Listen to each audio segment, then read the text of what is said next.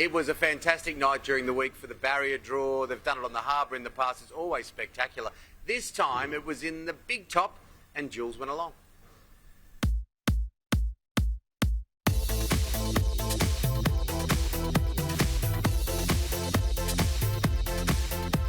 The 2024 Everest has rolled into town, and what better way to celebrate the greatest show on turf than with a big top right here at Royal Randwick. Tonight it's all about the connections, the slot holders, the trainers coming together for the all-important barrier draw. I feel right at home in this circus. I feel one of the acts, I think. Well, I've been called a clown and I'm feeling immature. And I was just watching the fireworks then, which we'll see a bit on Saturday. Have you ever been to a barrier draw quite like this? I've never been one where someone's going to be shot out of a cannon, that's for sure.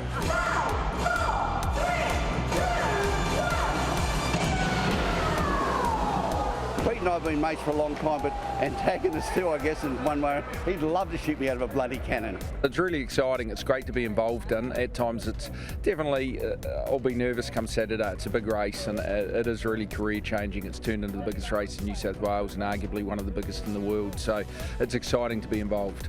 We've been here since kick-off. You know, we're a foundation early doors when the concept came out, and proud to be associated with it still, and may it always continue. You know, it's a fair bit of money. We do it for the love and all that sort of, I don't want to sound corny. Kirama, I cannot believe that this is your first Everest barrier draw. Yeah, I know, it's a bit surreal. Yeah, I've been watching on from afar, but rapt to be involved this year.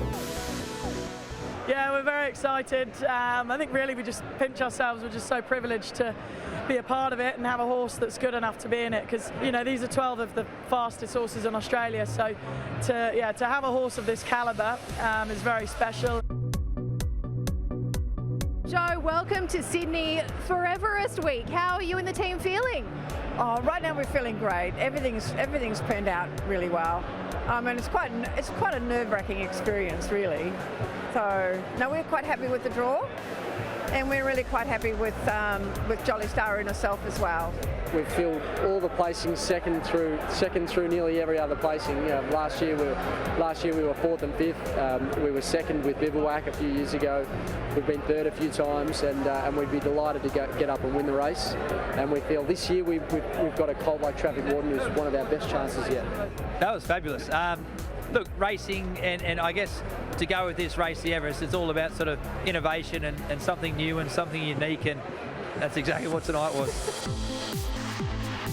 It is a tough race. I think it's an even race though. I think there's many chances, and I'm very happy where we are.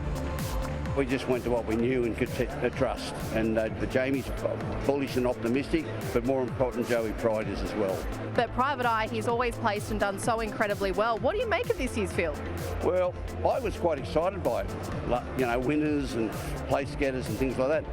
I'm starting to feel a little bit, maybe it's looking for an older, mature horse, so I'm a bit bullish. How's everyone feeling? Well, we're all very upbeat at the moment.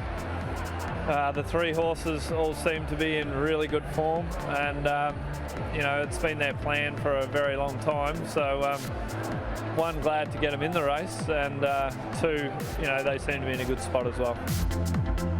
Storm Boy, the name on everyone's lips for the last, what feels like 12 months. He's in the Everest. First of all, what did you make of that decision? Look, it's a bit of drama to play out to get him in the race first and foremost, and then the performance we saw tonight. There's all been such an amazing build-up, hasn't it? So hopefully we can deliver with just as good a performance on the day. But like, he's a cracking colt, and he's got that big Group 1 performance in him somewhere. And look, I think the 3 weeks set up between runs, coming off a Golden Rose, a tough 1400 metre run, sets him up for a strong 1200 metres here at Randwick in open company. Happy enough with Barrier 8. Certainly gives us a few options. I've already had a text from Tommy Berry, jockey, to say he's happy with that. So if he's happy, I'm happy. I bet Brenton Abdullah was sitting waiting for that phone saying, please, Tom Magnier at Coolmore, please pick me. I sent him a bit of the film film from tonight to give him the reveal of the barriers, so he'll get a bit of a treat as to what we all saw tonight. A mare or filly yet to place or win in this race. This could be the girl's year. Yeah, it's intriguing. I was a little bit surprised by that. So, look, she's a very talented filly in her own right. She's flown under the radar. I don't mind that. As sort of the design and the style of prep that we gave her. So, yeah, she's ready to put in a peak performance. For the first time, we've got so many mares and fillies in this race. A mare and a filly is yet to win the Everest, Yes, let alone place. I understand that. As I say, this is a first time for everything.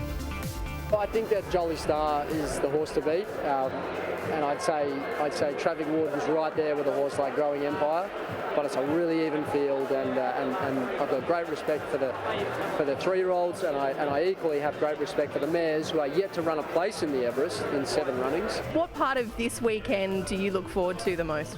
Look, I look forward to when they sing Sweet Caroline just before the race. The atmosphere that generates is unbelievable. I've never seen anything like it in a sporting event. We've just heard it's a sellout crowd on Saturday. Where will you be watching? How will you be feeling when that Sweet Caroline is played to tens of thousands of racing fans? Yeah, hopefully I'll be singing Sweet Caroline after it.